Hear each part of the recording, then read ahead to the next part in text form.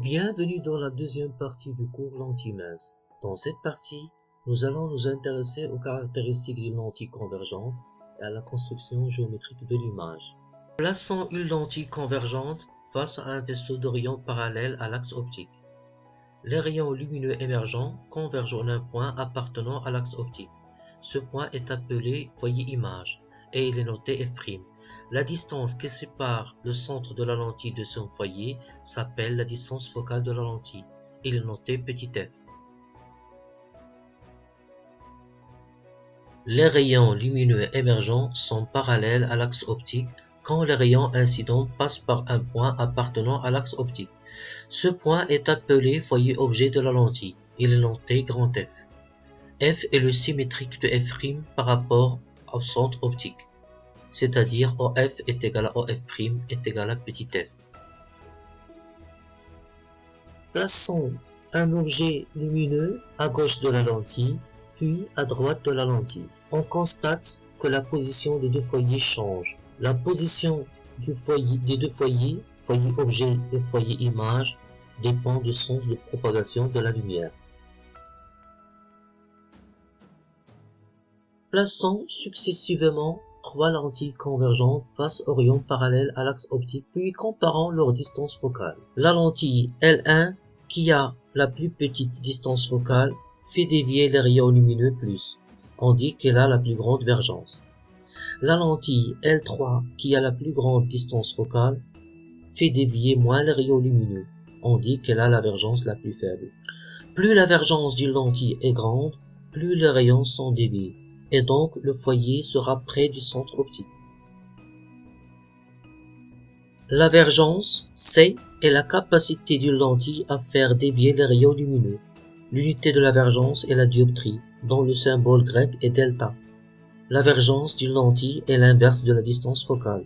On écrit C égale à 1 sur F.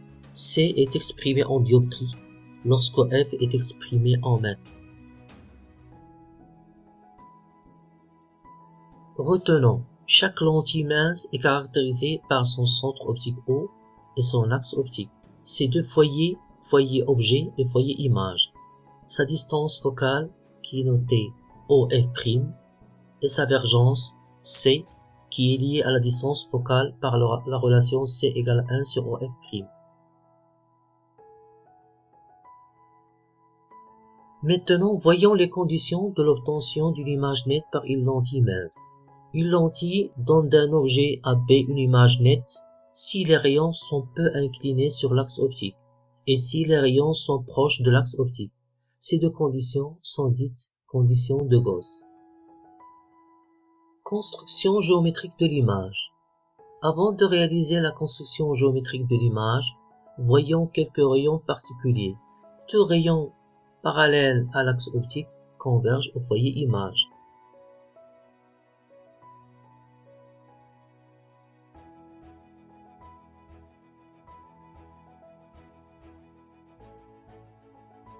Tout rayon passant par le foyer objet ressort parallèle à l'axe optique.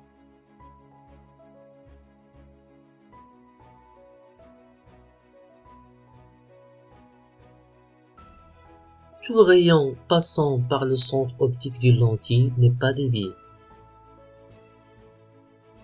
Réalisons maintenant la construction géométrique de l'image. Plaçons l'objet lumineux AB perpendiculairement à l'axe optique au point A et à une distance supérieure au double de la distance focale. Pour construire l'image de B, on choisit deux rayons particuliers émis de B. Le premier est parallèle à l'axe optique et il émerge en passant par le foyer image F'. Le deuxième rayon passe par le foyer objet, il émerge parallèle à l'axe optique.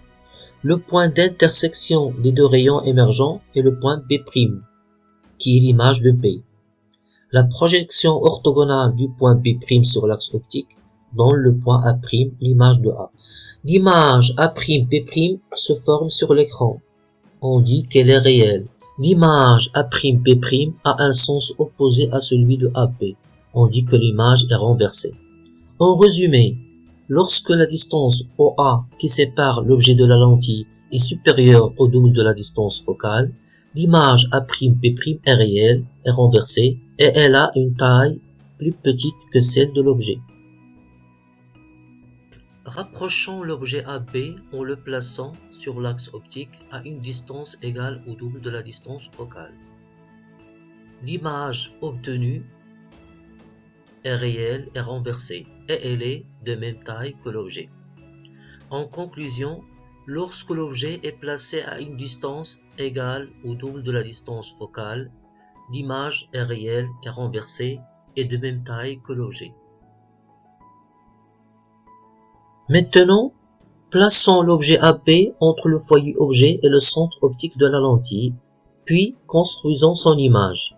Pour construire l'image A'P', on choisit comme d'habitude 2 rayons lumineux parmi 3 les rayons particuliers. Le rayon issu de B et passant par le centre optique n'est pas dévié.